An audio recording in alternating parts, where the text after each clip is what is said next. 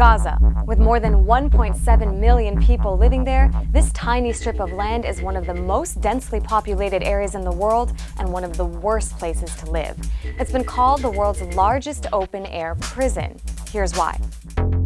Gaza has been home to a majority refugee population since 1948, when Israel declared its statehood and forced hundreds of thousands of Palestinians out of their homes. Many fled to the Gaza Strip.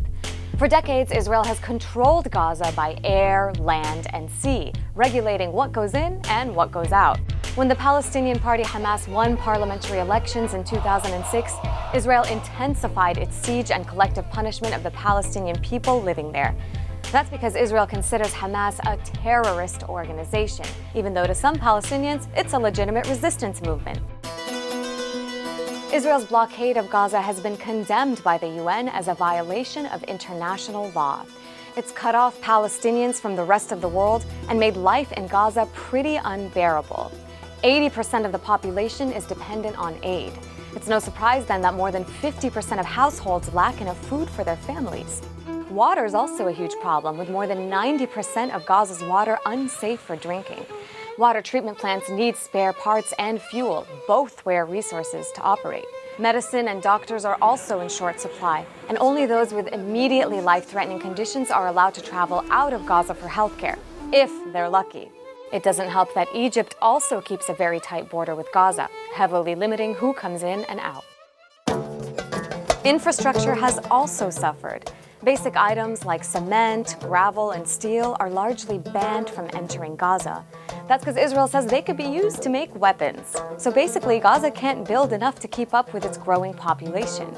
There are also frequent power outages due to fuel shortages for up to 12 hours a day. And Gaza's economy? It's paralyzed. Israel limits Gaza's exports to only 1 truckload of goods per day. Its unemployment rate is one of the highest in the world at nearly 40%. Israel has also launched several large attacks on Gaza. The thing is, with such a densely populated area, no one is safe.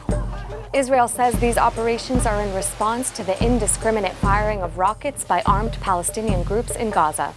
But many have pointed out that the effects of these attacks are disproportionate.